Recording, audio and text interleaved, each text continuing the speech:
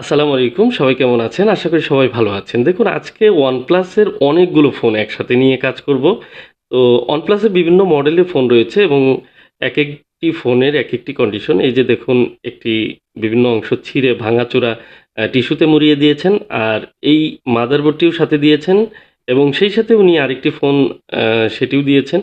তো বিভিন্ন ফোন, বিভিন্ন মডেলের ফোন এবং একেকটির একেক কন্ডিশন। আজকে মূলত এমন কিছু বিষয় শেয়ার করব যেগুলো সবসময় সব ভিডিওতে শেয়ার করা হয় না। সাধারণত প্রত্যেকটি ফোনই এখানে যা দেখতে পাচ্ছেন ট্রাই করা বা কাজ করা বিভিন্ন খুব খারাপ কন্ডিশনের ফোন। হয়তো কোনোটি আছাড় পড়া। এই যে একটি ফোন আপনারা দেখতে পাচ্ছেন, এই ফোনটি মূলত বসুন্ধরা থেকে রিপেয়ার করেছিলেন। কিছুদিন ইউজ করতে পেরেছিলেন কিনা জানি না। তারপর উনি বললেন যে ফোনটি আর ট্রাই করা সম্ভব হয়নি এবং কি ওনারা বলছে যে এটি মাদারবোর্ড চেঞ্জ ছাড়া কোনো ওয়ে নাই। এরকম ধরনের বিভিন্ন কন্ডিশনের ফোন এবং প্রত্যেকটি কাজই কিন্তু আসলে চ্যালেঞ্জিং কাজ। এই ধরনের কাজগুলো সাধারণত করতে গেলে আমাদের কিন্তু লম্বা সময় লাগে এবং কি ধৈর্য নিয়ে কাজ করতে হয়।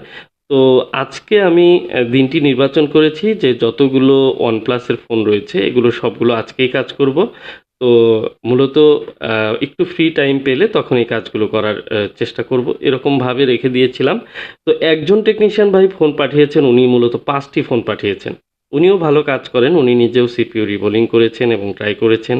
বিভিন্ন ফোনের বিভিন্ন সমস্যা রয়েছে। তো এই ফোনগুলো মেক্সিমাম ডেড কন্ডিশনের ফোনগুলোই রয়েছে এবং সেগুলো রিপেয়ার করার চেষ্টা করব এবং কয়টি ফোন আসলে রিপেয়ার হয় এবং কোনটির কি কন্ডিশন আর কোন ফোনটির কি অবস্থা সেটিও আপনাদের সাথে শেয়ার করব। দেখুন এখানে OnePlus এর মোটামুটি ৮ টি ফোন রয়েছে। তো এখানে ১ নাম্বার ২ নাম্বার করেও আমি অবশ্য কিছু ফোন সিলেক্ট করেছি। মানে যিনি ৫ টি ফোন পাঠিয়েছেন তাকে আমি সিরিয়াল দিয়েছি যে ১ নাম্বারটি কি প্রবলেম, ২ নাম্বারটি কি প্রবলেম এভাবে দিয়েছি। কারণ দেখুন প্রত্যেকটি ফোনের মডেল এবং কোনটির কি সমস্যা এই বিষয়গুলো কিন্তু মনে রাখা সম্ভব হয় না। আর একজনই যেহেতু ৫ টি ফোন পাঠিয়েছেন তাকে আসলে তার কাছ থেকে ইনফরমেশনগুলো নেওয়া জরুরি ছিল। এবং প্রত্যেকটি ফোনের বিষয়ে আমি জানলাম এবং বেশ কয়েকটি ফোনই উনি ট্রাই করেছেন, সিপিইউ রিবোলিং করেছেন। কোনোটি হয়তো অন হয়েছিল, আবার বন্ধ হয়ে গিয়েছে এবং কোনোটির একেকটির একেক কন্ডিশন। তো মাদারবোর্ডগুলো অ দীর্ঘদিন যেহেতু উনার কাছে ছিল এবং কি মাদারবোর্ডগুলোর একেকটির খুব কন্ডিশন আমি দেখতে পাচ্ছি যে একটু ময়লা আছে। আমি এগুলো ক্লিনিং এ দিব। কারণ এগুলো সম্পূর্ণ ওয়াশ না করে আসলে কাজগুলো করা ঠিক হবে না। তো আমি এই কেবলটিও লাগিয়ে নিচ্ছি। কারণ এই ছোটখাটো কেবলগুলো অনেক সময় দেখা যায় যে এলোমেলো হয়ে গেলে হারিয়ে যেতে পারে এবং কোনটির কোন জিনিস এটিও কিন্তু মনে রাখা একটি কঠিন ব্যাপার। আর একই মডেলের ফোনও কিন্তু একাধিক আছে। তো এখন একে, একে কাজগুলো শুরু করব। ১ নাম্বার ২ নাম্বার করে এভাবে কাজ করব। এখানে হাবিবুল্লাহ ভাইয়ের আমার এক খুব কাছের এক ভাই আছেন। উনি একটি ফোন পাঠিয়েছিলেন। উনার ফোনটি আছাড় মারা ফোন। উনার রিবনগুলো ছিঁড়ে যাওয়া, সকেটগুলো ভেঙে যাওয়া এবং কি উনার ফোনটি দেখব যে আরও কী, কী প্রবলেম রয়েছে সেই বিষয়গুলো জানব এবং কি উনার ফোনের মূলত ডিসপ্লে যেহেতু খারাপ সেহেতু আমি অন্য একটি এখানে একই মডেলের ডিসপ্লে রয়েছে সেই ডিসপ্লেটি ব্যবহার করে আমি চেক করব। আর সেই সাথে এখানে আবার যে ৫ টি ফোন পাঠিয়েছেন উনার আবার একটি ফোনের কিন্তু ব্যাটারি নেই। ওই ব্যাটারিটি কিন্তু আবার হাবিবুল্লাহ ভাইয়ের ব্যাটারি দিয়ে আমার চেক করতে হবে। তো এরকম কিছু সুবিধা আমার অবশ্য এখন নিতে হবে। আর এগুলো সবসময় না করলেও দেখা যায় যে এই কারণেই এই ফোনগুলো সব একত্রে কাজ করব। এই চিন্তা করেছি। সুবিধাজনক কিছু বিষয় থাকে যে আসলে কোনটার কি ভালো আছে এটি চেক করাও খুব সহজ হয়ে যায়। কারণ বারবার নতুন ডিসপ্লে দিয়ে চেক করা সম্ভব না। তো এখানে যে ফোনগুলো রয়েছে একেকটির একেক কন্ডিশন রয়েছে এবং কি কোনটির কি প্রবলেম কিভাবে সলভ করা যায় এই বিষয়গুলো দেখব। দেখুন এখানে একটি ফোন এই যে OnePlus এর এই ফোনটি মূলত টাচ কাজ করত না। আর এই বাকি ফোনগুলো ওয়াশে দিয়েছিলাম। মাদারবোর্ডগুলো ওয়াশ করে এইমাত্র আসলো আমার কাছে। তো দেখুন এই ফোনটি টাচ কাজ করত না। সেই সাথে সিপিইউ রিভলভ করা ছিল এবং আবার সিপিইউ রিভলভ করলাম। আর এই যে একটি ফোন এটি কিন্তু দেখুন আ ডিসপ্লে একদম ভাঙা কিন্তু তারপর ফোনটি অন হয়েছে। এই ফোনটি উনি ট্রাই করেছিলেন কিন্তু ফোনটি আ সিপিইউ রিভলভ করার পর ফোনটি আর অন হয়নি। তো আমি কাজ করলাম, ফোনটি অন হয়েছে এবং কি ডিসপ্লে ভাঙা থাকার পরেও কর্নারের সাইডে কিন্তু একটু আলো আসে। আপনারা হয়তো খেয়াল করলে দেখতে পাবেন। আ এই যে দেখুন সাইডে একটি আলো, অবশ্য লাইটের আলোর কারণে হয়তো দেখা যাচ্ছে না।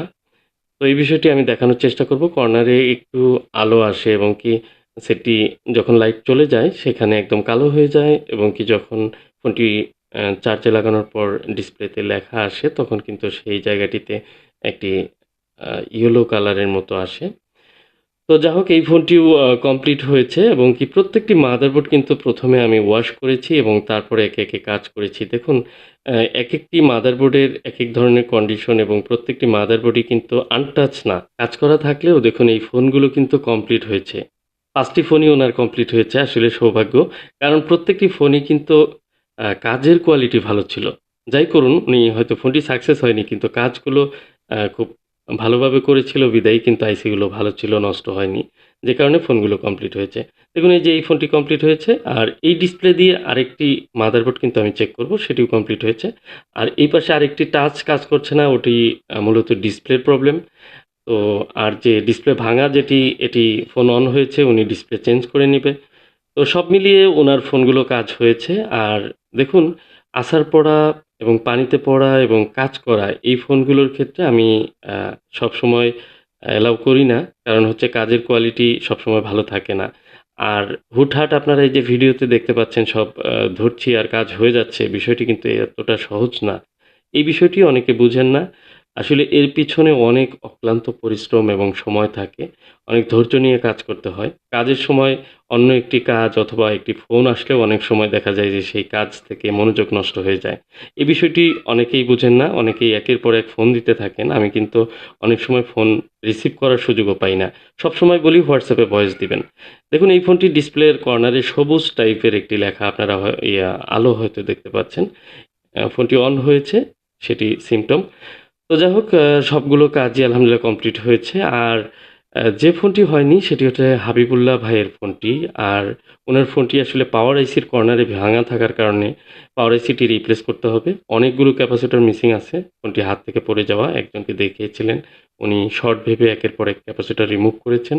সেই সাথে ডিসপ্লের সকেট এবং লজিকের সকেট অনেকগুলো সকেট ভাঙা আছে। এই সার্বিক দিক এবং ডিসপ্লে খারাপ আছে। ডিসপ্লের রেবন ছেঁড়া আছে। সব মিলিয়ে উনার ফোনটির কন্ডিশন খুবই খারাপ। আমি হয়তো ডিসপ্লে অন্যটি দিয়ে চেক করতে পারতাম। বাট অনেক কিছুই এই মুহূর্তে পাওয়ার আইসি ছাড়া কোনোভাবেই সেটি কিছু করতে পারছি না। তো ফোনটি আমি আপাতত রেখে দিচ্ছি এবং কি আরও ২ টি ফোন আজকে সাভার থেকে যে দিয়ে গেলেন সেই ফোনগুলোও আমি কাজ করে আপনাদের সাথে পরবর্তী ভিডিওতে শেয়ার করব। আর ভিডিও দেখতে চাইলে অবশ্যই আমার চ্যানেলটি সাবস্ক্রাইব করে রাখুন। ভিডিওগুলো ভালো লাগলে লাইক করুন। সবসময় কাজ না দেখালেও আজকে একটি বাস্তবতা তুলে ধরলাম যে এভাবে প্রত্যেকটি কাজ নিয়ে টেবিলে বসতে হয় এবং একের পর এক কাজ করতে হয়। কাজ করার সুযোগ বা কাজ করা এক জিনিস আর হচ্ছে ভিডিও শেয়ার করা আরেক জিনিস। ভিডিওতে দেখা যায় যে অনেক শর্টকাটে অনেক কিছু দেখানো সম্ভব হয়। কিন্তু একসাথে অনেকগুলো কাজ করা সেটি কিন্তু অনেক চ্যালেঞ্জিং বিষয়। সেই ফোনগুলো যদি তারপরেও কাজ করা হয়ে থাকে। তো যা হোক আজকে যে ফোনগুলো সেগুলো আলহামদুলিল্লাহ কমপ্লিট হয়েছে। আরেকটি বিষয় যে কাজের সময় দেখুন আরেকটি ফোন আসলো। তো আজকের কাজগুলো এখন ক্লোজ করতে হবে।